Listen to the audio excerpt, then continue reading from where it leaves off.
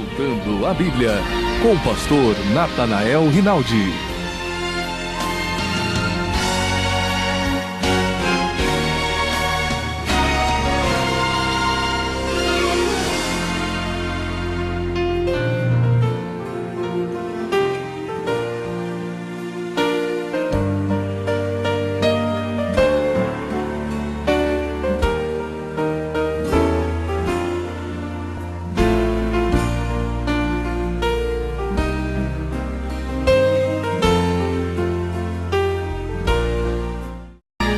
A mensagem de hoje encerra uma pergunta: como celebrar a ceia do Senhor?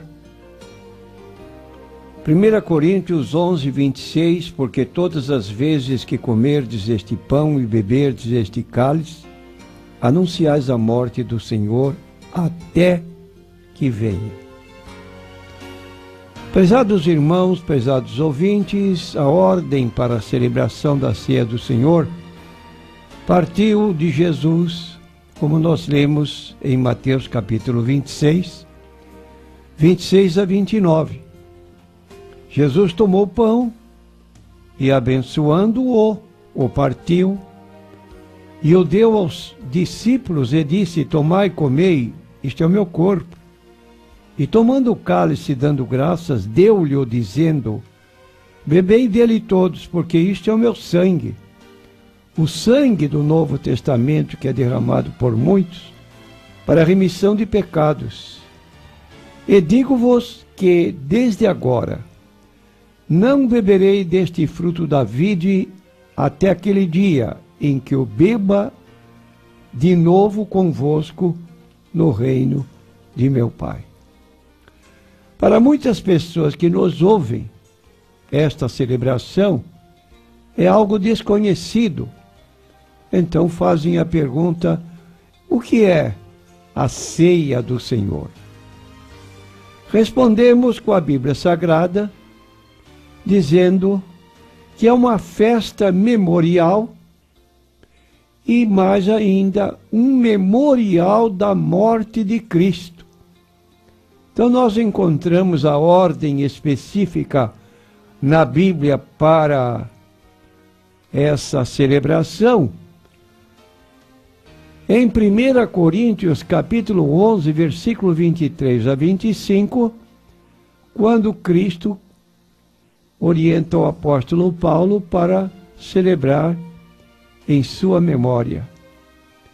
Cristo quer que nos lembremos dele não como um realizador de milagres, quer que nos lembremos dele não como um grande mestre, quer que nos lembremos dele não como um grande reformador religioso. Ele quer que nos lembremos dele como aquele que morreu para salvar a todos que o aceitarem. E a base bíblica da nossa declaração está em 1 Coríntios 15, versículo 3 e 4.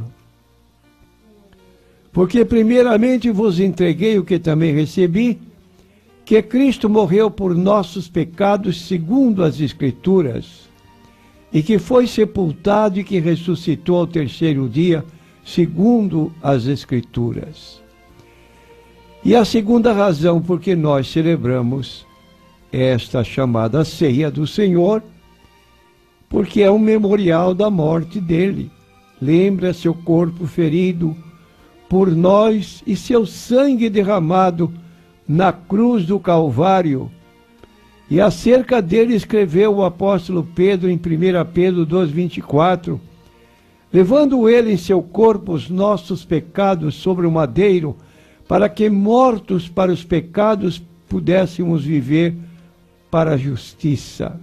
E pelas suas pisaduras fostes sarados.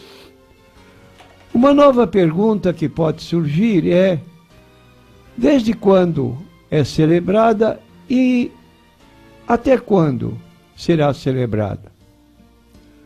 A ceia do Senhor teve início numa noite de quinta-feira que precedia a celebração da Páscoa judaica. Reuniu-se com seus discípulos num uma atitude quase de despedida, porque ele sabia o que iria acontecer com ele. Agora, a ceia do Senhor deve ser celebrada até a sua volta, como lemos no trecho de abertura, 1 Coríntios 11, 26, porque todas as vezes que comerdes este pão e beberdes este cálice, anunciais a morte do Senhor, até que venha. Esta última expressão, até que venha, indica uma programação, ou uma melhor, proclamação profética da ocasião da vinda de Jesus. Quando Jesus voltará? Nós não temos autoridade bíblica para fixar datas. Foi o que Jesus declarou: não vos pertence conhecer os tempos e as estações que o Pai estabeleceu pelo seu próprio poder? Porém, é taxativa a declaração de Cristo quando declarou: eu voltarei. E o apóstolo Paulo sanciona esta declaração com o ensino que ele nos deixa em Filipenses capítulo 3, versículos 20 a 21. Mas a nossa cidade está nos céus, de onde também esperamos o Salvador, o Senhor Jesus Cristo, que transformará o nosso corpo abatido para ser conforme o seu corpo glorioso, segundo o seu eficaz poder de sujeitar também a si a todas as coisas. Então vamos ter um corpo glorificado, igual ao corpo de Cristo, e a descrição como este milagre se dá, está em 1 Coríntios 15, 51 a 53. Lá você pode ler como está escrito acerca deste acontecimento, deste milagre falado por Jesus.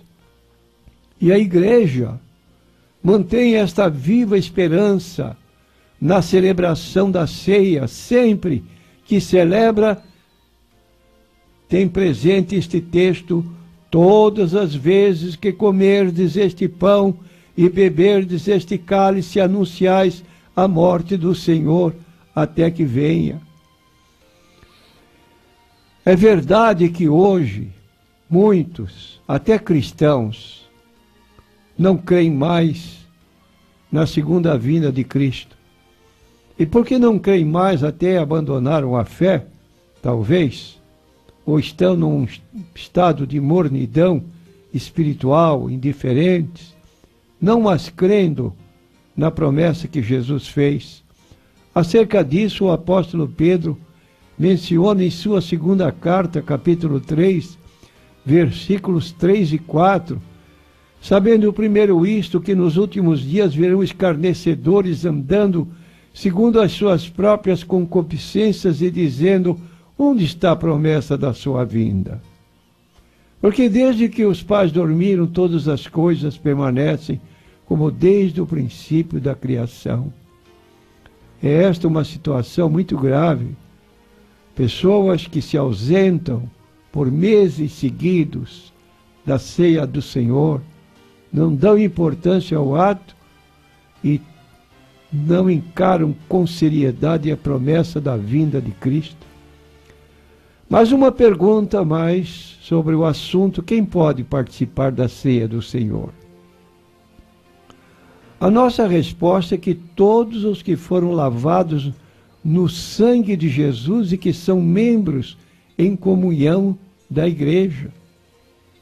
Em 1 Pedro 1, 18 e 19, o apóstolo declara: sabendo que não foi com coisas corruptíveis, como prata ou ouro, que fostes resgatados da vossa vã maneira de viver, que por tradição recebeste dos vossos pais, mas com o precioso sangue de Cristo, como de um cordeiro imaculado e incontaminado.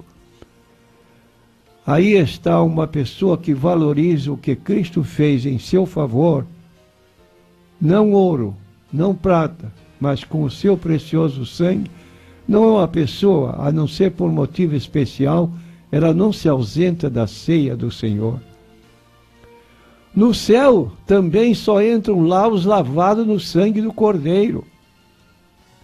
Apocalipse 7, versículos 13 a 15. E um dos anciãos me falou dizendo: estes que estão vestidos de vestes brancas, quem são? E de onde vieram? Eu disse-lhe: Senhor, tu sabes. E ele disse-me: estes são os que vieram da grande tribulação, lavaram as suas vestes e as branquearam no sangue do Cordeiro, e por isso estão diante do trono de Deus e o servem de dia e de noite no seu templo. E aquele que está sentado sobre o trono os cobrirá com a sua sombra. Quero dizer que o mundo, os que estão alheios a este dever de cristãos, não tem parte na mesa do Senhor.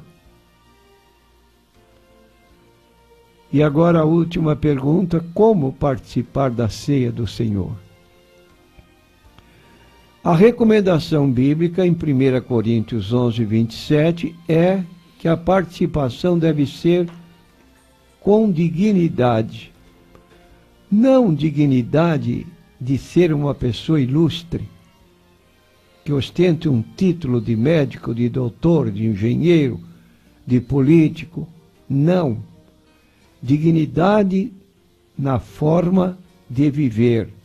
Portanto, qualquer que comer este pão ou beber o cálice do Senhor indignamente será culpado do corpo e do sangue do Senhor. Isso significa não participar da ceia de qualquer maneira, irreverentemente. É melhor não tomar a ceia dentro desta situação de reverência. Então a ceia é um banquete espiritual. E, além de participar dignamente, deve também participar reverentemente.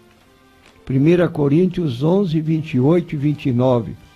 Examine-se, pois, o homem a si mesmo, e assim coma deste pão e beba deste cálice, porque o que come e bebe indignamente, come e bebe para a sua própria condenação, não discernindo o corpo do Senhor.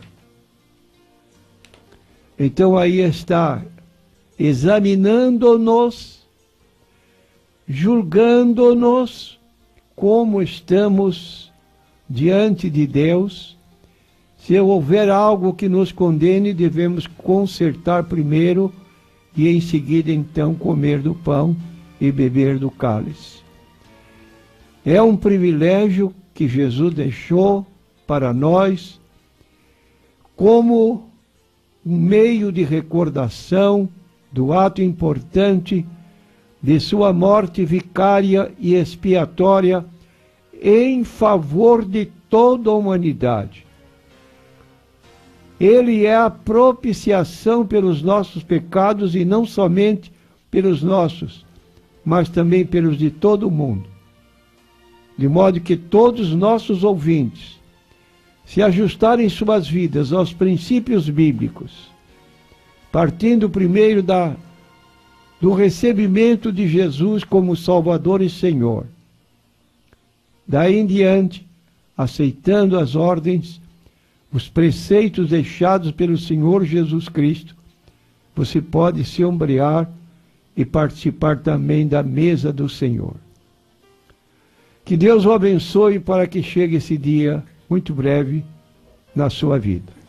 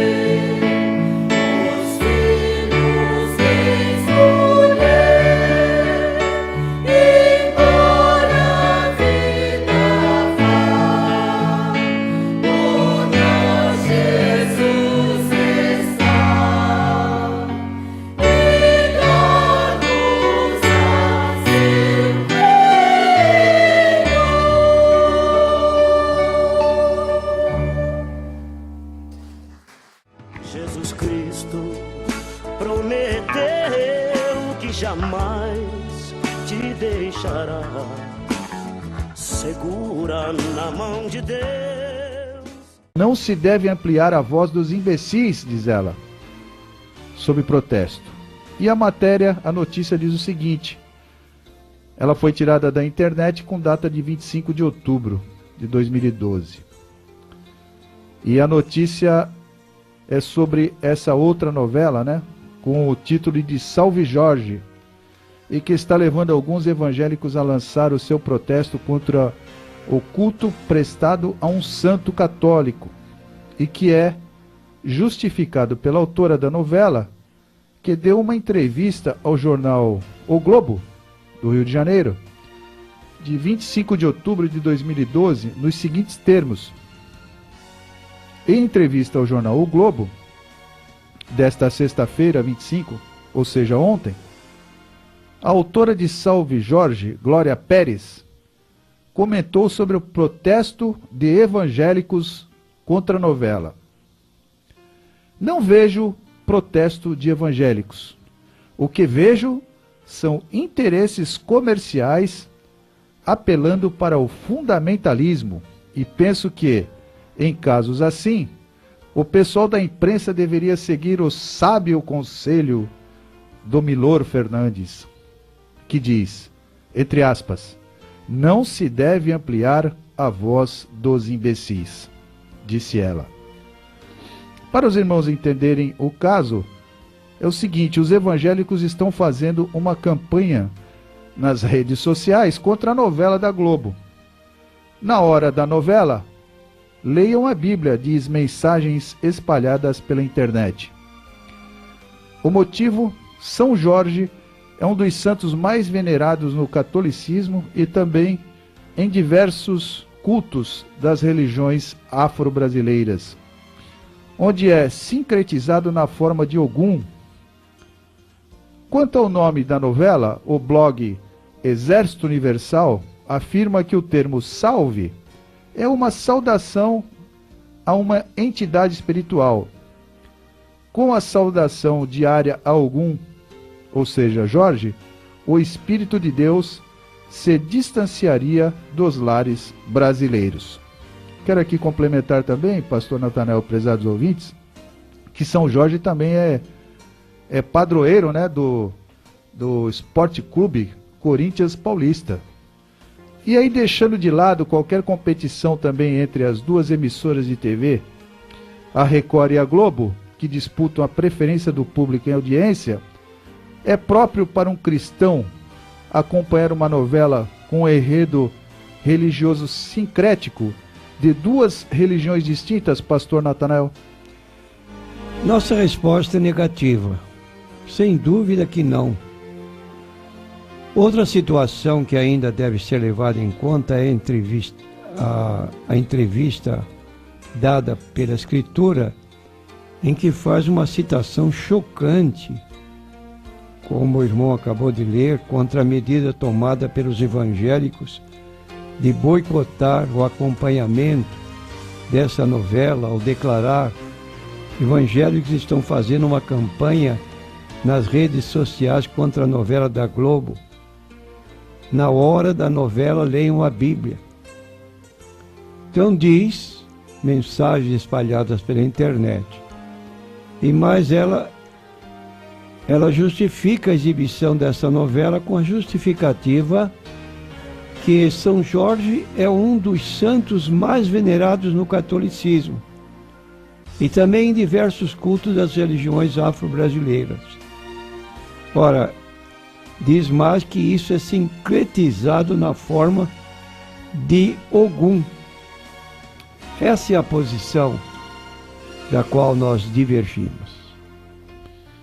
E como o senhor analisa essa justificativa dela, dessa autora aí, pastor, para exibir a novela, ao declarar que São Jorge é um dos santos mais venerados no catolicismo, diz ela, né, e também diversos cultos das religiões afro-brasileiras, onde é sincretizado na forma de Ogum?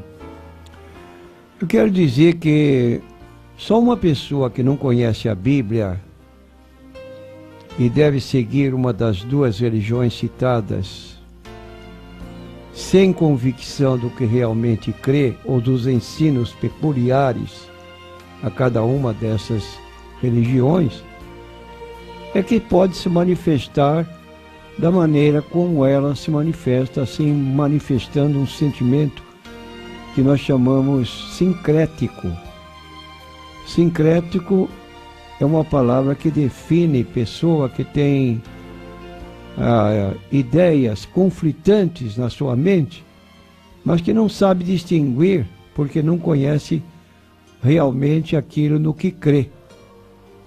É por isso que a Bíblia Sagrada traz a declaração de Paulo, quando disse ele: "Cri, por isso falei. Cremos, por isso falamos", porque antes de falar, nós temos a capacidade de examinar a Bíblia de modo próprio e saber aquilo que é favorável à vontade de Deus, como aquilo que é contrário.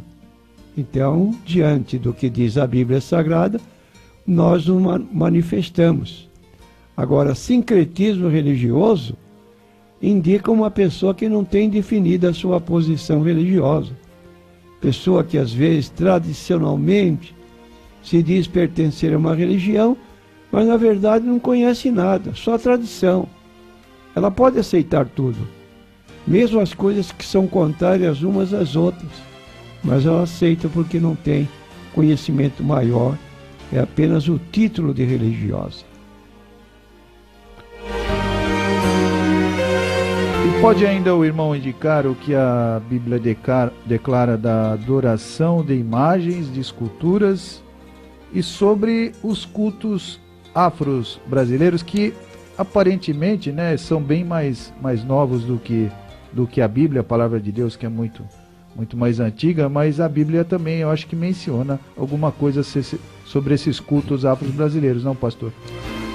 Não podemos chamar exatamente cultos afro-brasileiros, mas o culto que nós chamaríamos de pagãos de nações que viviam em torno do povo de Israel, que era o povo de Deus na ocasião, que tinham preceitos dados por Deus, e o povo de fora não tinha conhecimento e agia tanto no paganismo de idólatra, como no paganismo de envolvimento com espíritos que nós chamamos espíritos demoníacos. Agora, declaradamente no livro de Levítico, capítulo 26, versículo 1, são dados 2 mandamentos proibitivos de fazer culto aos ídolos. Diz o texto: "Não fareis para vós ídolos, nem vos levantareis imagem de escultura, nem estátua, nem poreis pedra figurada na vossa terra, para inclinar-vos a ela. Porque eu sou o Senhor vosso Deus." Então, nesse texto de Levítico 26, versículo 1, é o terceiro livro da Bíblia. Gênesis, Êxodo, Levítico. 2 coisas aí são proibidas. Primeiro, não fazer para vós ídolos. Segundo, não vos inclinar ao ídolo ou à imagem.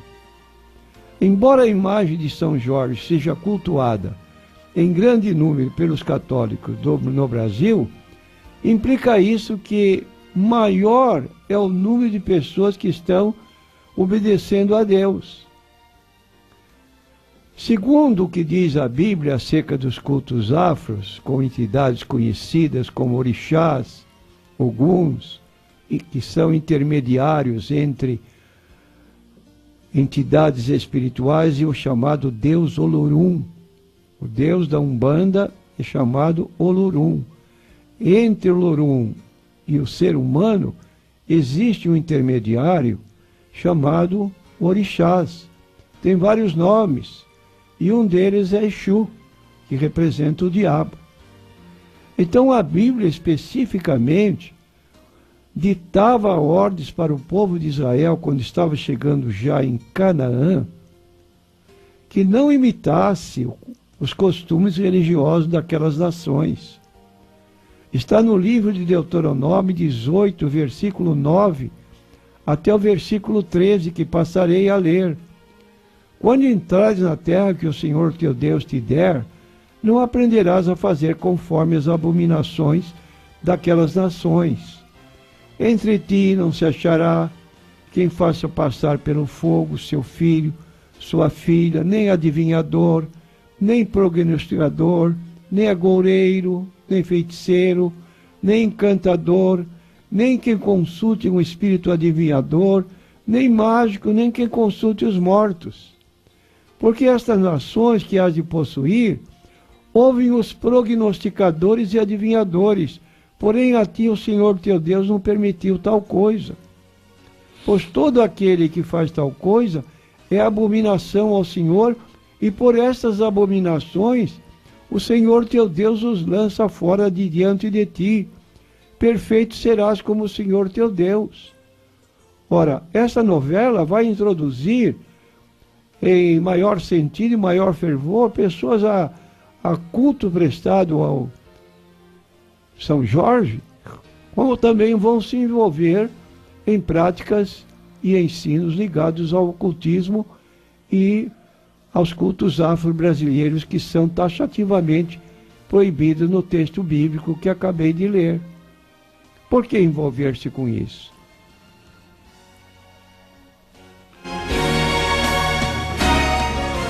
Então, para encerrar essa questão da matéria da novela, pastor, vou fazer uma pergunta bem objetiva para o senhor, até para poder instruir o povo evangélico.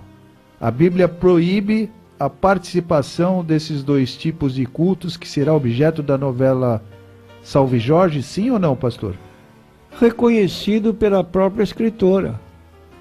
Ela declarou na entrevista dela que sim, que haverá uma participação mais efetiva do povo na honra que já presta a São Jorge, como é dito, como também nos cultos ligados a Ogum ou aos orixás, que são os cultos da Umbanda, Quimbanda, Candomblé, muito divulgado aqui no Brasil. Agora, à luz da Bíblia, uma recomendação que está em 2 Coríntios, capítulo 6, versículo 16 e 18. Que consenso tem o templo de Deus com os ídolos? Porque vós sois o templo do Deus vivente, como Deus disse, neles habitarei, e entre eles andarei, e eu serei o seu Deus, e eles serão o meu povo. Por isso saí do meio deles e apartai-vos, diz o Senhor, e não toqueis nada imundo, e eu vos receberei. E eu serei para vós pai, e vós sereis para mim filhos e filhas, diz o Senhor Todo-Poderoso. Eu digo ao meu irmão, você está numa sala onde está passando o culto, passando a novela, durante a sua exibição, há cultos prestados tanto a entidades católicas ou como São Jorge, ou do outro lado. E depois, você vai adorar a Deus para deitar-se? Vai ler a Bíblia Sagrada? A sua mente está fervilhando com o que você acabou de ouvir por 1 hora seguida, talvez, não sei se mais. Há uma divisão que não pode acontecer. A Bíblia está aqui muito taxativa. Não toqueis, eu vos receberei. Eu serei para vós pai, vós sereis para mim filhos e filhas, diz o Senhor Todo-Poderoso. Jesus foi mais além. Em Mateus 6:24, ele diz, ninguém pode servir a dois senhores, porque ou há de odiar a um e amar o outro, ou se dedicará a um e desprezará o outro. Não podeis servir a Deus e a Mamon. Então, concluindo, digo a você, meu prezado, meu querido irmão, procure não se comprometer, divertindo-se com uma forma que desagrada a Deus.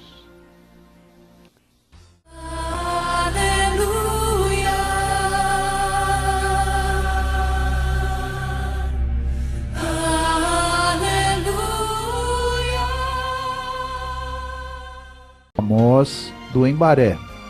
O Amós pergunta o seguinte: pastor, eu ouvi um pastor dizer que Deus nos perdoa até 70 vezes 7. Faltou complementar aqui que é por dia, né? Mas isso não seria contraditório? A palavra que Jesus disse, vai e não peques mais? Realmente aqui há uma contradição. Eu vou ler aqui Mateus capítulo 18, onde Jesus declarou em resposta a Pedro, capítulo 18, versículo 21 e 22. Então Pedro, aproximando-se dele, disse: Senhor, até quantas vezes pecará meu irmão contra mim e eu lhe perdoarei? Até 7? Jesus lhe disse: não te digo que até 7, mas até 70 vezes 7. Naturalmente aqui há o que nós poderíamos chamar de uma hipérbole. Perdoar 70 vezes 7 num dia, uma pessoa, 70 vezes 7 dá 490 vezes de perdão. É inadmissível que uma pessoa consiga ofender outra tantas vezes num dia só. Então, aí está uma posição. Agora, quanto ao perdão de Deus, não precisamos ficar medrosos ou tímidos a admitir que Deus tem um limite de perdão que Ele concede até um certo limite, e depois, então, daquele limite ultrapassado, não tem mais jeito. Nós encontramos no livro de Atos dos Apóstolos, capítulo 17, versículo 30, para as pessoas que ainda não são cristãs, não aceitaram a Cristo como Salvador, diz o seguinte: mas Deus, não tendo em conta os tempos da ignorância, anuncia agora a todos os homens em todo lugar que se arrependam. Então aqui está dizendo que Deus não leva em conta os tempos da ignorância. Quantas vezes pecamos, quantas vezes erramos, não é preciso numerar. É preciso que haja arrependimento. Agora, arrependimento é fundamental. Lucas capítulo 13, versículo 3 está escrito: se vos não arrependerdes, todos de igual modo perecereis. E qual é a prova efetiva de um arrependimento? Provérbios 28, 13. Quem confessa as suas transgressões a Deus e as abandona, alcança misericórdia. Aí está, confessar e abandonar. Se não houver arrependimento e mudança consequente, então não tem perdão, porque na verdade não ocorreu isso. E quanto ao limite de perdão, a Bíblia declara em 1 João 2 e 2, Jesus é a propiciação pelos nossos pecados, e não somente pelos nossos, mas também pelos de todo o mundo. E se formos a Ele humildemente, como diz também em 1 João, versículo 9, se lhe confessarmos os pecados, Ele é fiel e justo para nos perdoar os pecados e nos purificar de toda injustiça.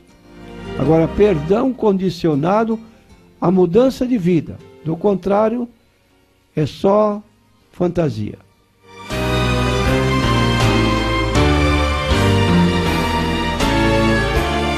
Uma outra pergunta,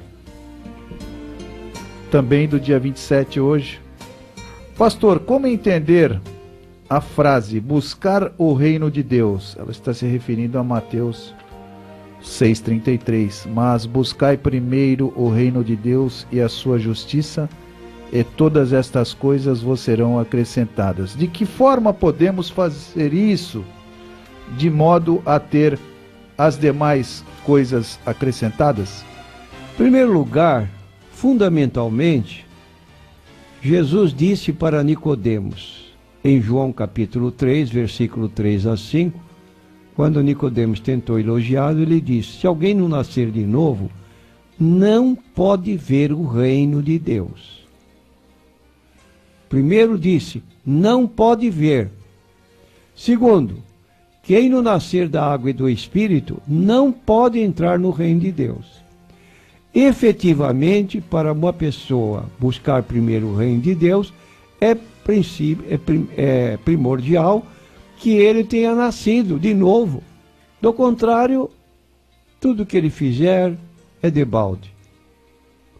Então, quando uma pessoa nasce de novo, ele coloca o que disse Mateus 22, 37 e 39, quando Jesus declarou: amarás o Senhor teu Deus de todo o teu coração, de toda a tua alma, de todo o teu entendimento. Ele não abandona seus problemas materiais ligados à vida do dia a dia. Pessoa casada, cuida dos seus, trabalha, mas ele coloca as coisas de Deus sempre na sua preferência. Isso é buscar primeiro o reino de Deus. Não deixa Deus em último lugar na sua vida, nas suas escolhas que ele tem que fazer no seu dia a dia.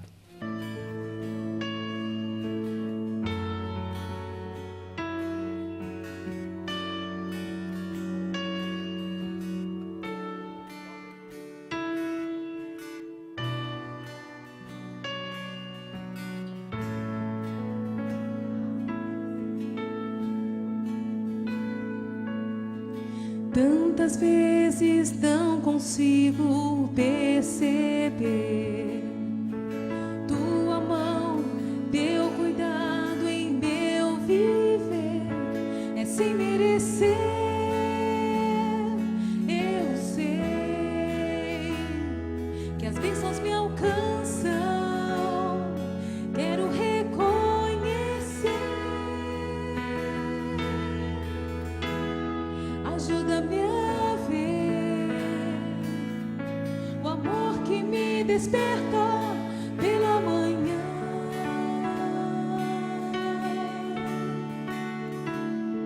Ajuda-me a ver bondade e misericórdia que me seguem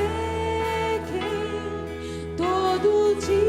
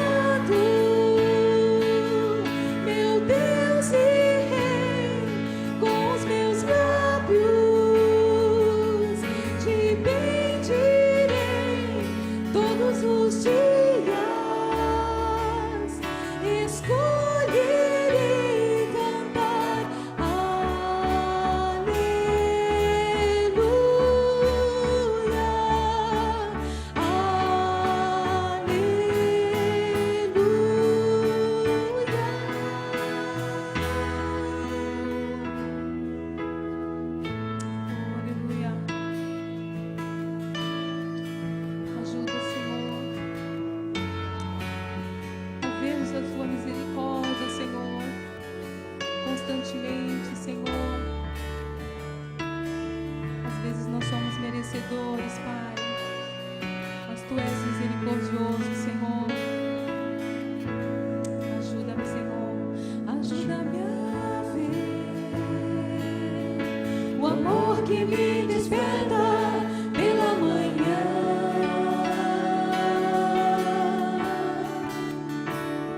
Ajuda-me a ver bondade e misericórdia que me seguem todo dia.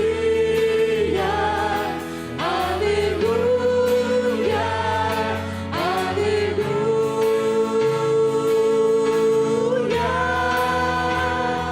Sejas louvado, meu Deus e Rei, com os meus lábios te pedirei.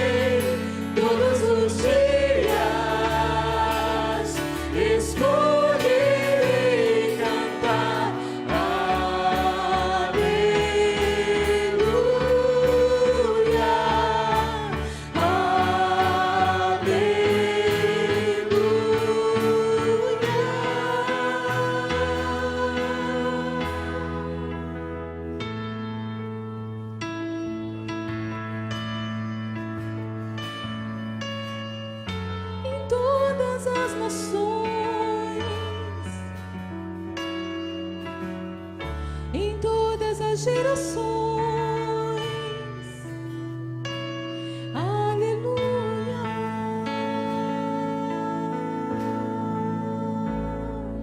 aleluia,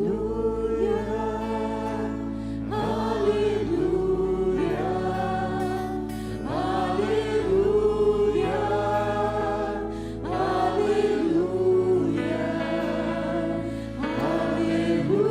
aleluia, aleluia,